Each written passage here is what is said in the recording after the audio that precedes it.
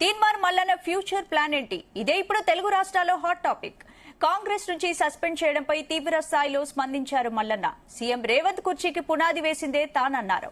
ప్రభుత్వ తీరును తప్పుపడితే పార్టీని తప్పుపట్టినట్టు కాదన్నారు. రాహుల్తో పోల్చుకునే స్థాయి మల్లన్నకు లేదన్న సీతక్క, కార్యకర్తల వల్లే కాంగ్రెస్ పవర్లోకి వచ్చిందన్నారు. తీన్మార్ మల్లన్న కొత్త పార్టీ పెడతారా? బీసీలు సపోర్ట్ చేస్తారా? ఎమ్మెల్సీ ఎన్నికల్లో తీన్మార్ మల్లన్న ప్రచారం ప్రభావం ఎంత? ఇదే ఇవాళ డిఎన్ఏలో చర్చిద్దాం. భరత్, ఏంటి తీన్మార్ మల్లన్న షాకింగ్ కామెంట్స్ చేశారు. కాంగ్రెస్ పార్టీ కూడా సీతక్క కూడా కౌంటర్ ఇచ్చినట్టు కూడా చూసాము.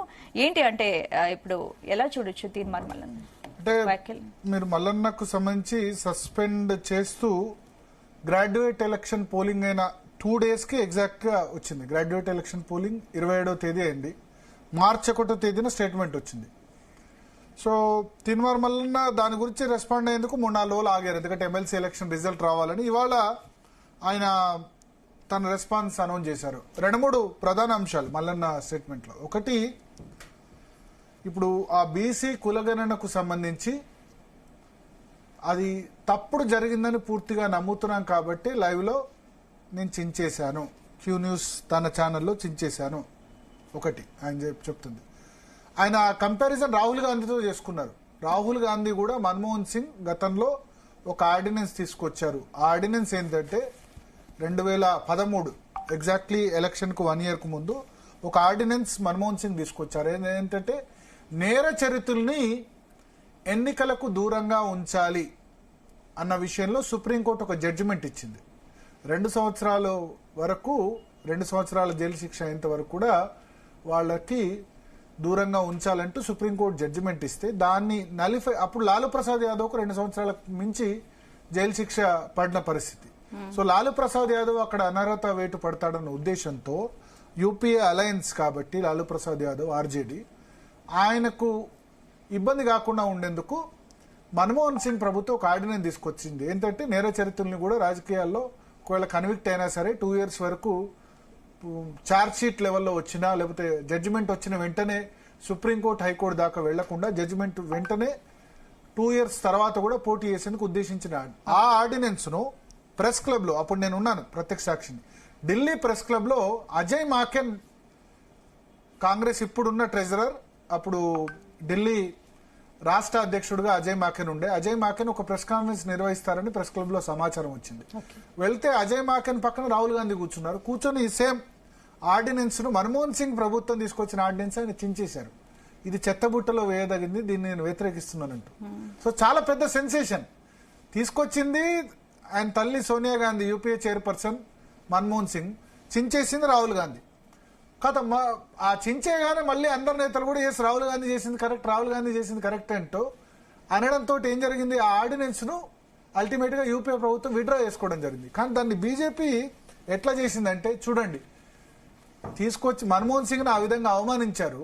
ఇదేదో ముందే చెప్తే అయిపోతుండే కదా. ఆర్డినెన్స్ తీసుకొచ్చేటప్పుడు కేబినెట్ రిజల్యూషన్ చేసేటప్పుడు చెప్తే రాహుల్ గాంధీ తన ఇంటర్నల్ గా చెప్పొచ్చు కదా. ఇప్పుడు క్రెడిట్ కోసం, రాహుల్ గాంధీ క్రెడిట్ కోసం మన్మోహన్ సింగ్ కు అవమానం చేశారు అని బీజేపీ దాన్ని కౌంటర్ గా ఉపయోగించుకుంది. తర్వాత జరిగిన 3-4 నెలల తర్వాత ఎలక్షన్ లో ఏ విధంగా కాంగ్రెస్ పార్టీకి 44 సీట్లు వచ్చాయి. సో మల్లన్న అదే చెప్పారు, ఒకవేళ అది ప్రజలకు వ్యతిరేకంగా ఉంటే నేను రాహుల్ గాంధీ బాటలోనే వెళ్లి దాన్ని చించేశాను, దానిలో తప్పేముంది. ఒకటి, ఇంకా ఆయన రేజ్ చేసిన పాయింట్లు, రెండో పాయింట్ ప్రధానంగా అధికారంలోకి కాంగ్రెస్ పార్టీ రావడానికి ప్రధాన కారణం, తాము కూడా ప్రధాన కారణం. సోషల్ మీడియాలో తాను గాని లేకపోతే తొలి వెలుగు రఘు గాని వీళ్ళంతా వాయిస్ వినిపించకపోతే కాంగ్రెస్ పార్టీ ఎక్కడ అధికారంలోకి వచ్చేది, రేవంత్ రెడ్డి ఎక్కడ కుర్చీలో కూర్చునేది అని చెప్పి అదొకటి మాట్లాడారు. మూడో పాయింట్ తీన్మార్ మల్లన్న ప్రధానంగా రేజ్ చేసింది, అందరికీ ఒకటే రూల్ ఉంటుందా, కాంగ్రెస్ లో వేరు రూల్ ఉంటుందా. ముఖ్యంగా రెడ్డిలు మాట్లాడినప్పుడు ఎందుకు చర్యలు తీసుకోరు, కోమటిరెడ్డి వెంకటరెడ్డి రేవంత్ రెడ్డి మీద తీవ్రమైన అలిగేషన్ చేసినప్పుడు ఎందుకు చర్యలు తీసుకోలేదు, కోమటిరెడ్డి రాజగోపాల్ రెడ్డి మొన్న మాట్లాడినప్పుడు ఎందుకు సర్వే తప్పుల తడుకని మళ్ళీ చెప్తున్నా, దీనిపై చర్చకు సీఎం రేవంత్ రెడ్డి సిద్ధమా అని కూడా సవాల్ విసిరారు. ఆయన సిద్ధమా అని కూడా సవాల్ విసిరారు. ఎగ్జాంపుల్, సో బీసీలకు ఒక న్యాయం, రెడ్డిలకు ఒక న్యాయం అని ఎస్టాబ్లిష్ చేసే ప్రయత్నం చేశారు. ఈ 3 పాయింట్స్ ఆధారంగా ప్రధానంగా ప్రెస్ కాన్ఫరెన్స్ జరిగింది. మనతో పాటు విజయ్ గారు ఉన్నారు. విజయ్ గారు ఇవాళ ప్రెస్ కాన్ఫరెన్స్ లో మల్లన్నతో కూడా ఉన్నారు, బీసీ సంఘాల ప్రెస్ కాన్ఫరెన్స్ లో. ఆయన అడుగుదాం. విజయ్ గారు జీ తెలుగు న్యూస్ కోసం సమయం కేటాయించిన ధన్యవాదాలు. వినబడుతుందా? చెప్పండి భరత్ గారు, వింటున్నాం. యా, సో ఒకటి ప్రధానంగా ఇవాళ ప్రెస్ కాన్ఫరెన్స్ అంతా కూడా కాంగ్రెస్ పార్టీ నుంచి మల్లన్నను సస్పెండ్ చేయడం మీద, అంతే కదా? సో దానిలో మీ ఆబ్జెక్షన్ ఏంటి? ఆయన పార్టీకి వ్యతిరేకం, ఆయన చర్యల వల్ల పార్టీకి వ్యతిరేకం జరిగింది కదా, కాంగ్రెస్ పార్టీకి నష్టం జరిగింది కదా. ఓకే, అయితే భరత్ గారు ఇక్కడ ఒకటే విషయం, ఆయనే కాంగ్రెస్ పార్టీ అధ్యక్షునో లేకుంటే ముఖ్యమంత్రి రేవంత్ రెడ్డి గారినో లేకుంటే కాంగ్రెస్ పార్టీ విధానాల గురించో మాట్లాడి సస్పెన్షన్ గురైతే మాకేం అభ్యంతరం ఉండకపో. అంటే మాకు మీన్స్ బీసీ సంఘాలకు కానీ యావత్ బీసీ సమాజానికి కానీ అభ్యంతరం అంటే ఎక్కడ అంటే బీసీ కులగణన తప్పు, ఇది తప్పుల తడక ఉంది, ఇది దేనికి పనికి రాదు అని ఆయన నిరసన వ్యక్తం చేసిండు. ఆ నిరసన వ్యక్తం చేయడం తప్పు అనే కారణంతో సస్పెండ్ చేయడం మాత్రం చాలా అన్యాయం. ఎందుకంటే అది బీసీ కులగణన తప్పు జరిగింది, అందులో వివరాలనే సరిగ్గా రాలేదు అనే విషయాన్ని ఆ తర్వాత గవర్నమెంట్ అడ్మిట్ చేసింది కండి భరత్ గారు. ముఖ్యమంత్రి రేవంత్ రెడ్డి గారు ఇంకా చాలా మందిని, ఇంకా లక్షల మంది మిగిలిపోయిన వాళ్ళందరూ తీసుకున్న డాటా తప్పని లేదు, ఒక 3% సర్వేలో పాల్గొనలేదు అన్నారు తప్ప తీసుకున్న డాటాలో తప్పని వాళ్ళు ఏం చెప్పలేదు కదా. ఒక 3% మంది సర్వేలో పాల్గొనలేదు, వాళ్ళ గురించి సర్వే చేస్తామన్నారు. డాటా తప్పని వాళ్ళు ఎక్కడ చెప్పట్లేదు కదా. మీరు అన్నట్టు డాటా అంతా కరెక్టే అని కనుక, డాటా అంతా కరెక్ట్ అని కనుక గవర్నమెంట్ కి అంత నమ్మకం ఉంటే ఎందుకు దాన్ని బహిర్గతం చేస్తలేరండి? గ్రామాల వారీగా, వార్డుల వారీగా, ఇగో నీ వార్డులో ఇప్పుడు ఏదైనా గ్రామ సభ జరిగితే లేకుంటే ఏదైనా గవర్నమెంట్ ఏమైనా కార్యక్రమం జరిగితే ఆ గ్రామ సభలో మొత్తం లిస్టు పెడతారు కదండి. ఈ ఊర్లో రేషన్ దారులు ఇంత, ఈ ఊర్లో పెన్షనర్లు ఇంత, ఈ ఊర్లో రైతు బంధు ఇంత మందికి వస్తుందని మీరు గ్రామ సభలు పెట్టిన కదా, ఇందిరమ్మ గ్రామ సభలు. అదే ఇందిరమ్మ గ్రామ సభలో కులగణన వివరాలు కూడా పెట్టండి. ప్రతి వాడల వాళ్ళు చెక్ చేసుకుంటారు, నిజంగానే ఈ వాడల బీసీలు ఎంత మంది ఉన్నారు, ఎస్సీలు ఎంత మంది ఉన్నారు, ఎస్టీలు ఎంత మంది ఉన్నారు, ఇతర క్యాస్ట్ వాళ్ళు ఎంత మంది ఉన్నారు, ఎవరికి వాళ్ళు క్లారిఫై చేసుకోవడం నిజంగానే బాగానే జరిగింది అంటారు. ఇప్పటికైనా మల్లన్న గారు కానీ బీసీ సంఘాలు కానీ మీ అందరం కూడా కోరేది ఏంటంటే మీరు పెట్టిన లిస్ట్ ఏందో, మీరు చేయించిన సర్వే ఏందో ఆ వివరాలు ఎందుకు బహిర్గతం చేస్తలేరు? ఇప్పటి వరకు కూడా మొత్తం కలిసి 46% కూడా 56% అంటున్నారు, కానీ ఏ కులం ఎంత శాతం చెప్పిందా అండి భరత్ గారు? ఎందుకు చెప్పట్లేదు? వాళ్ళది కరెక్ట్ అయితే ఇప్పుడు ప్రిలిమినరీ స్టేజ్ లోనే ఉంది కదా, మొత్తం సర్వేకి ఇంకా 3% కంప్లీట్ కావాల్సింది. పైగా ఇప్పుడు కేసీఆర్ గవర్నమెంట్ లో చేసిన సర్వేలో ఏ రోజు డీటెయిల్స్ బయట పెట్టలేదు. మేము ట్రాన్స్పరెంట్ గా ఉన్నాం, మేము బయట పెట్టాం, వాళ్ళు ఏ రోజు బయట పెట్టలేదు అని అసెంబ్లీ సాక్షిగా మేము బయట పెట్టాం కదా, అసెంబ్లీలో చర్చ కూడా పెట్టాం కదా, మేము చాలా ట్రాన్స్పరెంట్ గా ఉన్నాం, మిగతా 3% కూడా కానివ్వండి అని అంటుంది గవర్నమెంట్. Yes, exactly. గవర్నమెంట్ అంటున్నది, గవర్నమెంట్ చిత్తశుద్ధి ఉన్నది. కాబట్టి మీరు కులగణన విషయంలో ఒక తీన్మార్ మల్లన్న మాట్లాడిందే తప్పు అంటే, కులగణన విషయంలో కాంగ్రెస్ పార్టీలో కూడా చాలా మంది తప్పన్నారు కదండి. మధుయాషి గారు తప్పన్నారు, హనుమంతరావు గారు తప్పన్నారు, ఇంకా చాలా మంది కూడా తప్పన్నారు కదా. మరి వాళ్ళ మీద వాళ్ళని గురించి పిలిచి కనీసం మీ కాంగ్రెస్ పార్టీలో ఉన్న ఎమ్మెల్యేలు, ఎమ్మెల్సీలు, మీ నాయకులే మీరు కన్విన్స్ కావట్లేరు కదా. ప్రజలు ఎట్లా కన్విన్స్ అవుతారండి కులగణన మీద? ఒక అంశం. రెండవ అంశం, నిజంగానే తీర్మానం మల్లన్న గారికి ఏమన్నా అపోహలు ఉన్నాయో, అనుమానాలు ఉన్నాయో, కూడా బీసీ సమాజానికి అనుమానం ఉన్నప్పుడు మరి బీసీ సంఘాలను అందరినీ కూర్చోబెట్టి, బీసీ ఎమ్మెల్యేలు, ఎమ్మెల్సీలు కూడా ఉన్నారు కదండి కాంగ్రెస్ పార్టీలో, మరి వాళ్ళని కూర్చోబెట్టి మాట్లాడారు కదా. కూర్చోబెట్టి మాట్లాడినప్పుడు ప్రజాభవన్ లో మాట్లాడారు. అంటే ఇదివరకు ప్రగతి భవన్, ఇప్పుడు ప్రజాభవన్ లో మీటింగ్ పెట్టి కాంగ్రెస్ పార్టీ లీడర్స్ అందరినీ పెట్టి ఆయన వివరించారు. నేను చేయాల్సిందంతా చేశాను, రాహుల్ గాంధీ చెప్పిన దాని ప్రకారం కులగణన చేశాను, ట్రాన్స్పరెంట్. ఆయన కూడా రెడీ అన్నారు, మొత్తం దేనికైనా చర్చకు రెడీ, రండి ఎవరైనా జవాబు చెప్తాం, మీరు కూడా దాన్ని తిప్పికొట్టాలంటూ ఆయన మాట్లాడారు. కాంగ్రెస్ సంబంధించిన బీసీ ప్రజాప్రతినిధులు అందరినీ పిలిచారు, నామినేటెడ్ పోస్ట్ లో ఉన్నవాళ్ళు, ఎమ్మెల్యేలు, ఎమ్మెల్సీలు, అధికార ప్రతినిధులు అందరినీ పిలిచి చెప్పారు. అప్పుడు ఇప్పటికి కూడా అప్పుడు చెప్పారు, ఇండోర్ మీటింగ్ లో వాళ్ళకి ఏం చెప్పారో, వీళ్ళు ఏమిన్నారో అదంతా పక్కన పెట్టారు. అది ఓకే, మేము కూడా ఒప్పుకుంటాం. అంటే లైవ్ టెలికాస్ట్ చేశారు ఆ మీటింగ్ ను. ఇప్పటికి కూడా మేము అడుగుతున్నది ఏంటంటే, ఏ గ్రామంలో, ఏ వార్డులో ఎంత ఉన్నారనేది మీరు బహిర్గతం చేయండి. బహిర్గతం చేయడం ద్వారా దాన్ని సోషల్ ఆడిటింగ్ అవుతుంది. అయిన తర్వాత వాస్తవం కాదని తెలిసిపోతుంది. దీనికి ఎందుకు కూడా ఒక ఎమ్మెల్సీ ఇప్పుడు తీర్మానం మల్లన్న అనే వ్యక్తిని సస్పెండ్ చేయడం ద్వారా ఒక సమాజానికి ఒక సంకేతం ఏమైందంటే, ఏ పార్టీలో గానీ బీసీ నాయకులకు, బీసీ వాళ్ళని వినిపించే వాళ్ళకు ఇదే గతి పడుతున్న ఒక సంకేతం అయింది. అది ఇక్కడ మాకు ఒక ప్రమాద హెచ్చరికలాగా అనిపిస్తున్నది. ఇప్పుడు మీరు చూసిన బీఆర్ఎస్ పార్టీలో అంతో ఇంతో బీసీ నాయకుడు అనే ఈటల రాజేందర్ను అన్యాయంగా ఏదో ఆరోపణలు వచ్చినాయని పక్కన నెట్టేసిండు. ఇలా తీర్మానం మల్లన్నకు అదే పరిస్థితి. రేపు పొద్దున ఎవరు బీసీల గురించి మాట్లాడినా ఇంతేనా అనే ఒక భయము, ఒక ప్రమాదం ఏర్పడదండి ఇలా సమాజంలో. దాన్ని తొలగించాలనేదే మా ప్రయత్నం. ఓకే, అంటే ఇప్పుడు ఆయన మీద సస్పెన్షన్ ఎత్తేయాలంటారా? ఎత్తివేయడం, ఇప్పుడు ఆయన కూడా ఎత్తివేయాలని కోరుకుంటున్నాడు.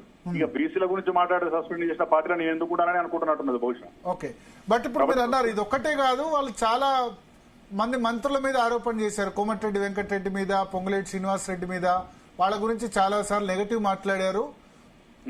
ఇది ఒకటే తప్పు కాదు, చాలా రిపీటెడ్ వైలేషన్ జరిగాయని కాంగ్రెస్ పార్టీ సోర్సెస్ అంటున్నాయి.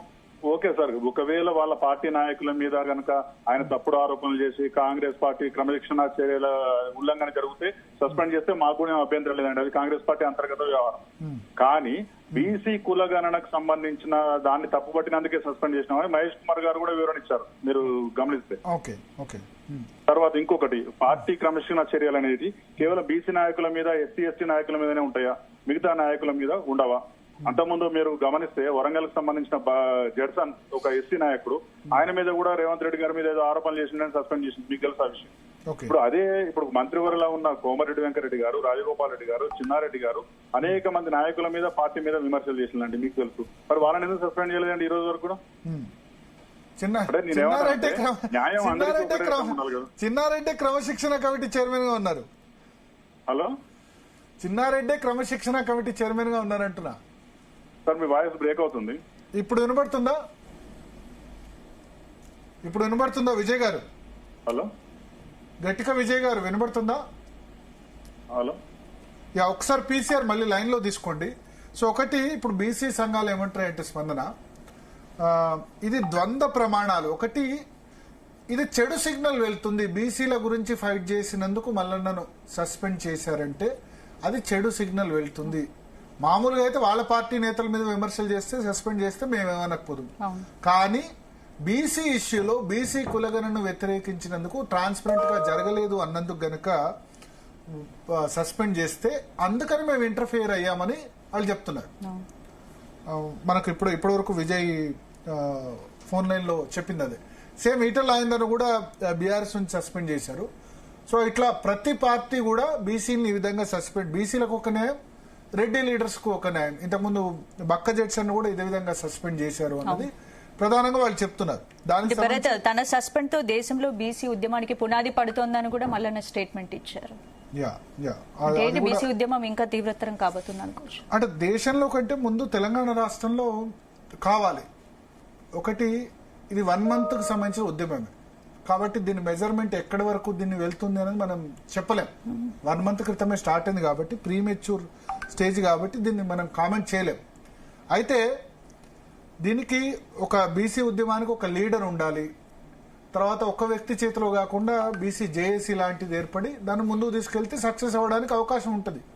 ఇది 1 month లోనో 15 రోజుల్లోనో 1 నెలలో అయ్యేది కాదు. ఒకవేళ 1 month లో వస్తే కనుక అది పాల పొంగులాగా వచ్చిపోతుంది.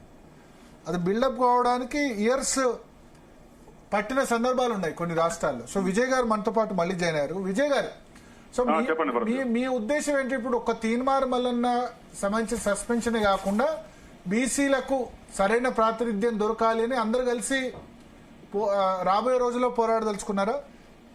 ఎగ్జాక్ట్లీ భరత్ గారు, తీన్మార్ మల్లన్న అనేది ఒక అంశం మాత్రమేనండి మొత్తం ఎజెండాలో. ఇది ఇవాటి అంశం. అంటే ఇవాళ కాంగ్రెస్ పార్టీలో తీన్మార్ మల్లన్నకు జరిగినట్టే సామాజికంగా గానీ, ఆర్థికంగా గానీ, రాజకీయంగా గానీ అనేక రకాలుగా బీసీలకు అన్యాయం జరుగుతుంది అనేది మా పాయింట్. ఒక బీసీలకే కాదండి భరత్ గారు, ఎస్సీ ఎస్టీలకు కూడా అన్యాయం జరుగుతున్నది. ఎస్సీ ఎస్టీలకు మాత్రమే కదండి, ఈవెన్ అగ్రవర్ణాలలో ఉన్న బ్రాహ్మణులకు, వైశ్యులకు కూడా అన్యాయం జరుగుతుంది. అంటే కొందరి ఆధిపత్యం చెలాయించడం కోసం, వాళ్ళ కొనసాగడం కోసం మిగతా అన్ని సామాజిక వర్గాలకు కూడా అన్యాయం జరుగుతుంది. కానీ అంటే ఇక్కడ మీరు ఎంచుకున్న పందా కరెక్ట్ గా ఉందా? ఇప్పుడు ఒకటేందంటే రెడ్డిలను తిడితే బీసీలు ఐక్యమవుతారా? రెడ్డిలను తిట్టడం, రెడ్డిలు అందరినీ తిట్టడం కరెక్టా?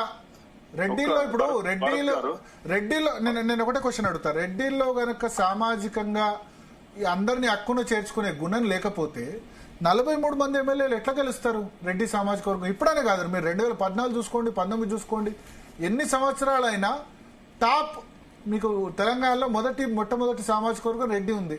వాళ్ళ అన్ని కులాలని దగ్గర చేర్చుకున్నందుకే కదా వాళ్ళకి ఓట్లేస్తుంది. ఇప్పుడు మీరు ఇంత ఫైట్ చేస్తున్న సమయంలో కూడా నల్గొండ, వరంగల్, ఖమ్మంలో number 1 Reddy, number 2 Reddy, number 3 position Reddy. Number 4 బీసీని మళ్ళీ number 5th Reddy. Same Karimnagar graduate election కూడా అంతే, ఇద్దరు టాప్ 1, 2 రెడ్డిలే. సో వాళ్ళంతా బీసీలో ఓట్లేస్తేనే కదా. ఓకే, నేను చెప్పొచ్చాను. యా చెప్పండి. అయితే భరత్ గారు, ఇప్పుడు పోరాటాన్ని సరే మీ ఏ కమ్యూనికేషన్ ఉందో ఏందో కానీ రెడ్డి వర్సెస్ బీసీ పోరాటం కాదండి, ఇది దయచేసి అర్థం చేసుకోవాలి అందరూ. ఇప్పుడు పాలకులు రెడ్డిలుగా ఉన్నారు కాబట్టి అది మీకు అట్లా కనిపిస్తున్నది తప్ప ఇది రెడ్డి వర్సెస్ బీసీ పోరాటం కానే కాదు. ఈవెన్ రెడ్డి సామాజిక వర్గంలో కూడా అనేక మంది బీసీ నాయకత్వాన్ని పెంపొందించాలని చిత్తశుద్ధితో పనిచేసిన నాయకులు ఉన్నారు. వాళ్ళ గురించి కాదు సమస్య, కావాలని అనగదొక్కే వాళ్ళ కోసమే మాట్లాడుతున్నాం తప్ప రెడ్డి కులస్తులందరూ కూడా బీసీ వ్యతిరేకులు అనే ఫీలింగ్ బీసీలకు లేదు. రెడ్డిలను మొత్తం దూరం చేసుకోవాలనే ఫీలింగ్ కూడా బీసీ నాయకత్వానికి. ఇది ఈ క్లారిఫికేషన్ మీరు మల్లన్నతో ఇస్తే బాగుంటది కదా ఇప్పుడు, ఎందుకంటే మల్లన్న వర్సెస్ రెడ్డిస్ అన్నట్టు నడుస్తుంది. ఇప్పుడు భరత్ గారు మీకు తెలియదు కాదు, ఇప్పుడు బీసీ ఉద్యమం అనేది ఎవరి గంపను వాళ్ళే నెత్తిన పెట్టుకొని మోస్తున్నారండి. అందరూ కలిసి ఒక జేఏసీగా ఏర్పడి, ఒక కార్యాచరణ ఏర్పడి, ఒక మేనిఫెస్టో రాసుకుని, ఒక ఏజెండా రూపొందించుకొని ముందుకు పోయింది కాదండి. కాబట్టి ఇప్పుడు ఎవరి వాదనలు వారు ఎవరికి తోచినట్టు వాళ్ళు మాట్లాడుతున్నాము అనేది నిజం. మేము త్వరలోనే రాష్ట్రంలో ఉన్న అన్ని బీసీ సంఘాలు కూర్చొని ఒక జేఏసీ లాగా ఏర్పడి ఎవరు ఇష్టం ఉన్నట్టు వాళ్ళు మాట్లాడకుండా ఒక ఎజెండా రాసుకొని, ఒక మేనిఫెస్టో రాసుకొని, భవిష్యత్తులో మన గమ్యం ఏంటి అంటే starting point ending point, end point ఏంటి అనేది కూడా రాసుకొని ముందు పోయే ఒక ఆలోచన ఉంది. దానికి సంబంధించిన ఒక మేధోమదనం జరుగుతున్నది ఎప్పటికప్పుడు. త్వరలోనే ఒక వారం పడుతుందా, 10 రోజులు పడుతుందా, ఎప్పుడు పడా అందరం కలిసి ఒక ఏజెండా తీసుకొని ఒక వ్యక్తికో ఒక కులానికో వ్యతిరేకమైన పోరాటం కాదండి ఇది. కరెక్ట్ పాయింట్ కి వచ్చారు మీరు.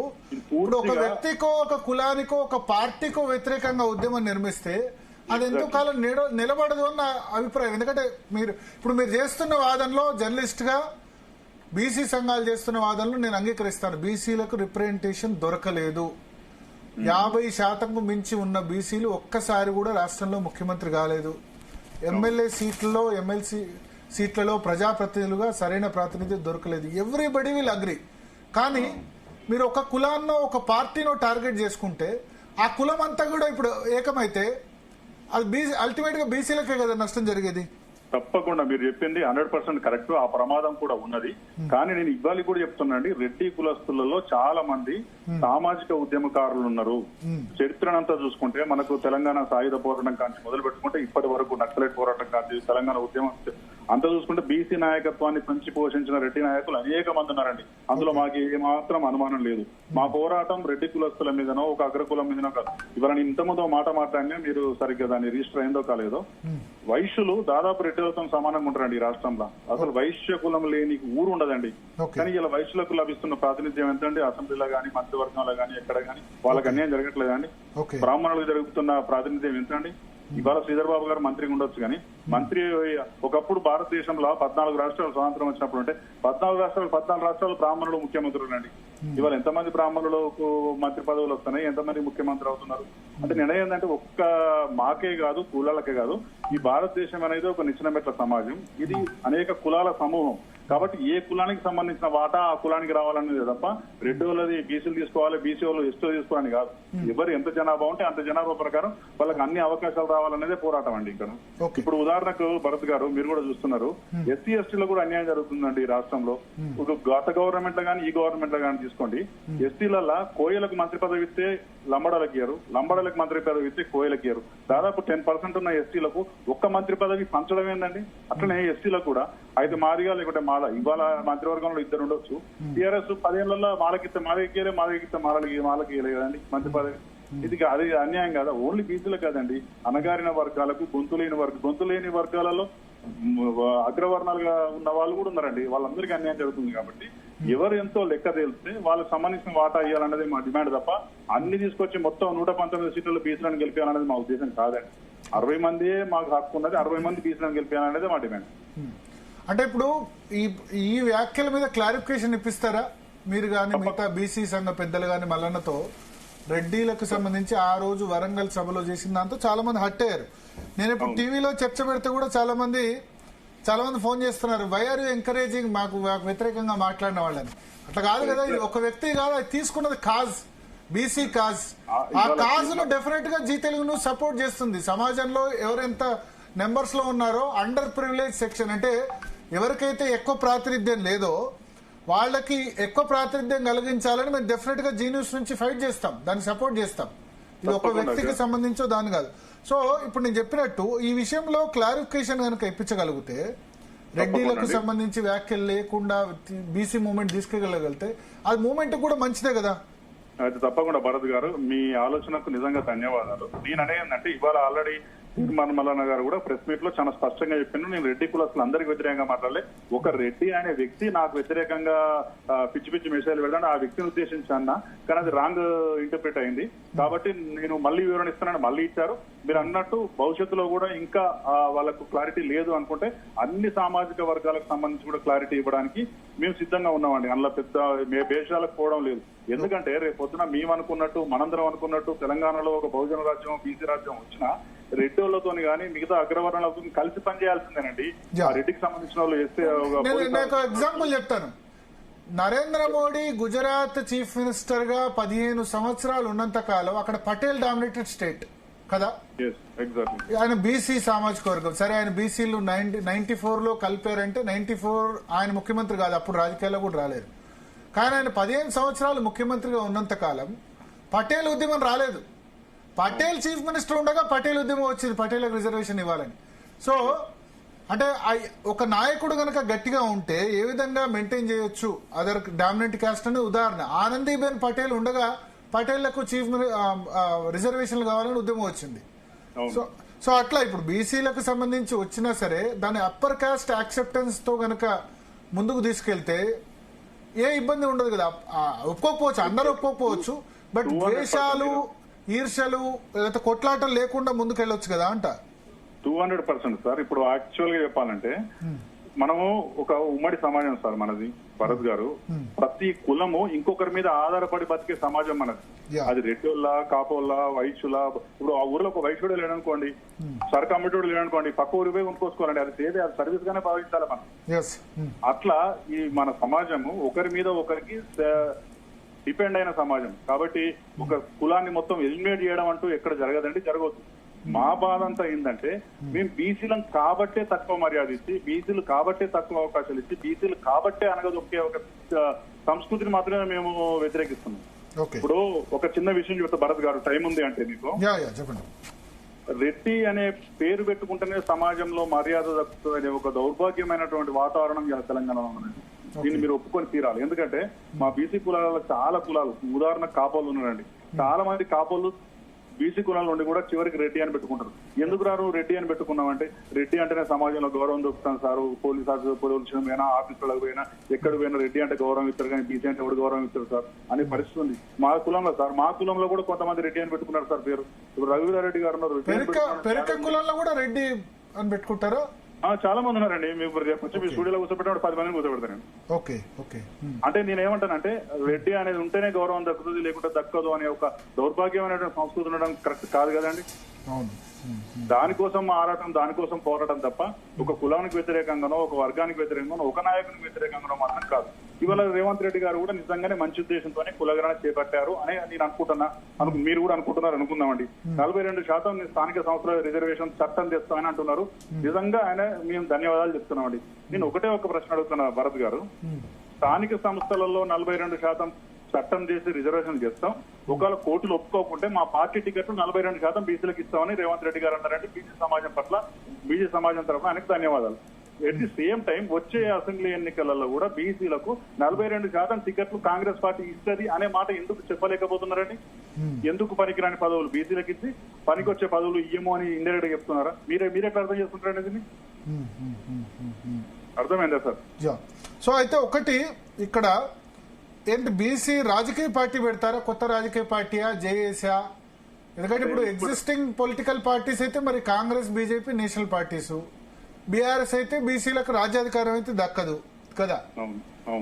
సో ఈ సినారియోలో కొత్త రాజకీయ పార్టీ దిశగా వెళ్తున్నారా మీరు? ఇప్పుడు మేము అనుకుంటున్నదంటే ఏంటంటే భరత్ గారు, వాస్తవంగా మీరు ఇంతమందే ఒకటి అన్నారు, ఇప్పుడిప్పుడే పుట్టిన ఒక చిన్న పసిగుడ్డు సార్ ఇది ఆలోచన. 1 month బేబీ. 1 month baby. కొంతమంది మేధావులు అనుకోండి, ఆల్రెడీ ఉద్యమాలలో పనిచేసిన వాళ్ళందరం కలిసి ప్రాథమికంగా జరుగుతున్న చర్చ ఏంటంటే, ప్రస్తుతానికి ప్రాథమిక దశలో మాత్రం ఎక్కడ ఎవరికి ఏ అన్యాయం జరిగినా ఇప్పుడు ఇలా తీర్మానం మళ్ళీ నాకు అన్యాయం జరిగింది కాబట్టి ఆయన గురించి మాట్లాడుతున్నాం. రేపు పొద్దున బీసీలు కేవలం 2 మంత్రులు ఉన్నారు ఈ రాష్ట్రంలో. 18 మంది మంత్రివర్గంలో 9 మంది మంత్రులు ఉండాల్సింది కేవలం 2 ఉన్నారు.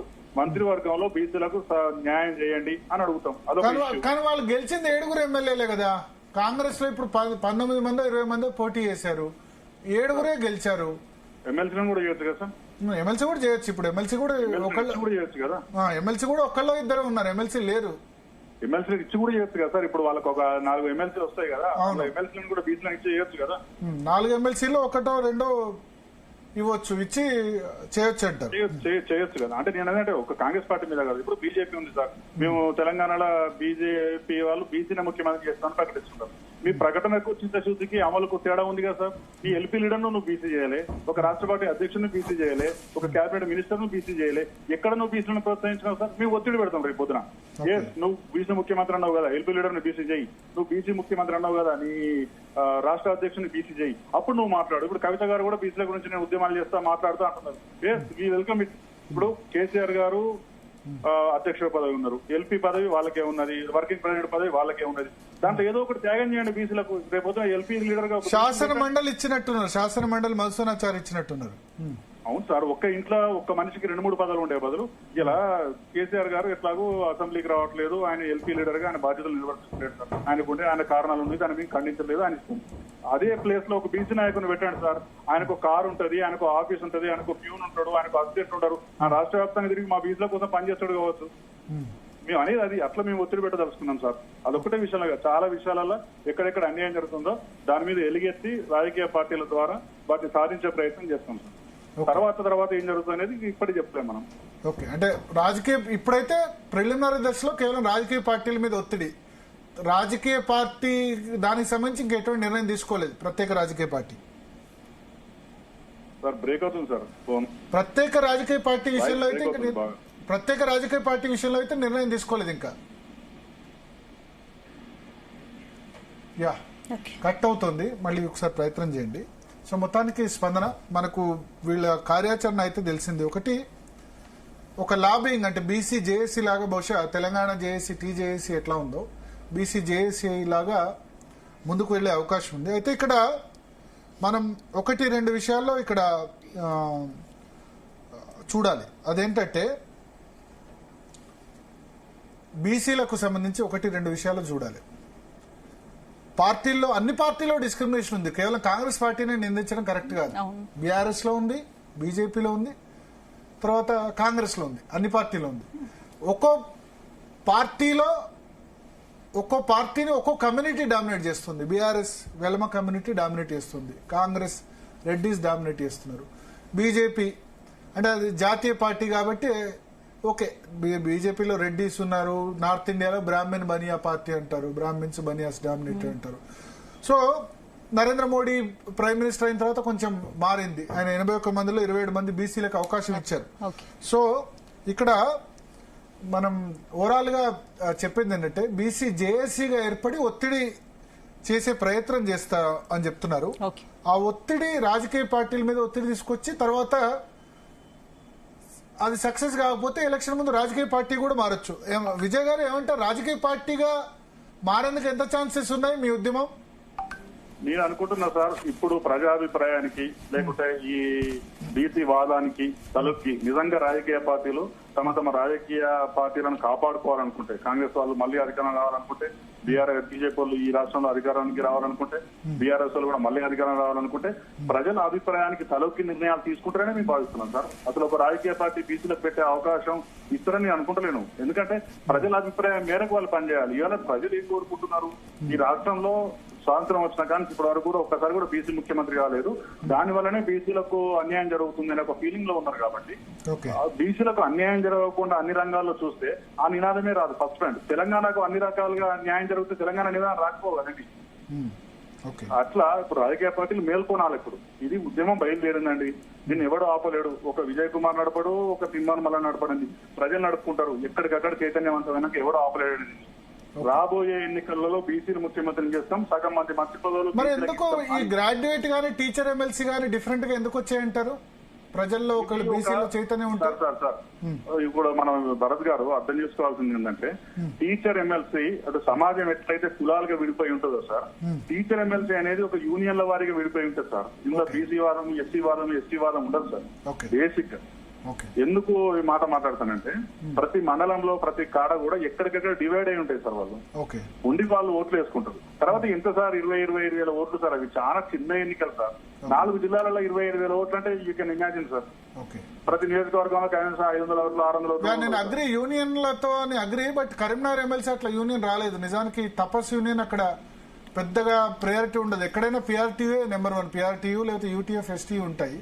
బట్ కరీంనగర్ లో అవేమి కనబడలేదు. పిఆర్టీయూ వాళ్ళు అక్కడ ఒక సెల్ఫ్ గోల్ చేసుకున్నారండి. కరీంనగర్ లో పిఆర్టీయూ అభ్యర్థిని మార్చింది. అక్కడ సిట్టింగ్ ఎమ్మెల్సీని మార్చి వేరే వాళ్ళకి ఇవ్వడంతో పిఆర్టీయూ వాళ్ళు డిస్టర్బ్ అయిపోయింది అక్కడ. యాక్చువల్ అంటే ఆయనకు కూడా పెద్ద ఓట్లు రాదు, 500 ఓట్లు వచ్చినట్టున్నాయి కూర రఘుత్తం రెడ్డికి. అంతే డిస్టర్బ్ అయిపోయింది. వాళ్ళు గెలవరు అనే ఒక అభిప్రాయం వాళ్ళకే కలిగింది. ఇప్పుడు ఒకటే యూనియన్ నుంచి 2-3 అభ్యర్థులు ఉండేసరికి ఇక మాది గెలవదులే అనుకుని వాళ్ళు ఇక అది హిందుత్వ వాదం అంటారా, బీసీ వాదం అంటారా, ఇంకో వాదం అంటారా అట్లా ఇస్తున్నారు. Okay. So thank you. Teacher MLC అనేది ఎప్పటికి కూడా ప్రామాణికం కాదండి. థ్యాంక్ యూ విజయ్ గారు సమయం కేటాయించిన. సో మొత్తానికి చూడాలి మల్లన్న కార్యాచరణ ఏ విధంగా ఉంటుంది. ఆయనైతే సస్పెండ్ అయితే ఎత్తేమైనా ఆయన అడగలేదు. కొన్ని కీలక అంశాలు కూడా ప్రస్తావించారు కదా భరత్. అందులో ఒకటి కులగణన రీసర్వేకి ఎందుకు అవకాశం కల్పించారని ఆయన సూటిగా ప్రశ్నిస్తున్నారు. అది కూడా నిజమే కదా, దీన్ని ఎలా చూడొచ్చు? అంటే రీసర్వే కాదు, ఇక్కడ ఒకటి గుర్తుంచుకోవాలి, రీసర్వే కాదు ఇది. 3% ఎవరికైతే సర్వే జరగలేదో ఆ సర్వే జరగని వాటికే సర్వే చేస్తామన్నారు. అంతే తప్ప సర్వే చేసిందన్న ఆల్రెడీ సర్వే చేస్తామన్నది ఇక్కడ టెక్నికల్ గా రాను. బీసీలో జనాభా తగ్గిందన్న ప్రశ్నకు సమాధానం ఇవ్వకుండా సస్పెండ్ చేయడం ఎంతవరకు కరెక్ట్ అండి? అదే ఇప్పుడు రేజ్ చేశారు. డెఫినెట్ గా కాంగ్రెస్ పార్టీ కూడా ఆలోచించాలి. రేపు నెక్స్ట్ ఏదైనా అగ్రవర్ణ లీడర్ దీని గురించి కామెంట్ చేసినా అదే విధంగా చర్య తీసుకుంటే బీసీలు కూడా అప్పుడు సాటిస్ఫై అవుతారు. ఎందుకంటే అగ్రవర్ణాలకు ఒక న్యాయం, బీసీలకు ఒక న్యాయం అన్న మన బక్క జడ్సన్ సస్పెండ్ చేశారు, తీన్మార్ మల్లన్న సస్పెండ్ చేశారు. అయితే ఇంటెన్సిటీ కూడా డిఫరెంట్. కొంచెం తీన్మార్ మల్లన్న చేసింది కాంగ్రెస్ పార్టీ ప్రతిష్టాత్మకంగా చేపట్టిన బీసీ కులకి వాళ్ళకి మైలేజ్ రాలేదు, బ్యాడ్ నేమ్ వచ్చింది. మైలేజ్ రాకుండా బ్యాడ్ నేమ్ వచ్చింది. సో అందువల్ల వాళ్ళు హట్ అయ్యారు.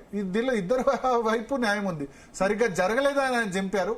మాకు వచ్చిన మైలేజ్, రావాల్సిన మైలేజ్ ని తీన్మార్ మల్లన్న చించేశారు. పైగా ఇంతకుముందు కూడా రకరకాలుగా కామెంట్స్ చేశారు. కాబట్టి ఆ పాస్ట్ ఇన్సిడెంట్స్ కూడా దృష్టిలో పెట్టుకుని ఆయన సస్పెండ్ చేశారు. డెఫినెట్ గా దీనిలో ఈక్వేషన్స్ ఉంటాయి. చెప్పలేమండి, ఇప్పుడు లేదు కదా. బీసీ నినాదం డెఫినెట్ గా అన్ని పార్టీల మీద ఎఫెక్ట్ పడుతుంది. ఒక కాంగ్రెస్ కదా, కాంగ్రెస్ అయినా, బీజేపీ అయినా, బీఆర్ఎస్ అయినా అందరి మీద డెఫినెట్ గా ఎఫెక్ట్ పడుతుందని మనం చెప్పాల్సి ఉంది. రైట్ భరత్, మరొక టాపిక్ డిస్కస్ చేసే ముందు అనాలిసిస్ లో షార్ట్ బ్రేక్ తీసుకుందాం. Stay tune.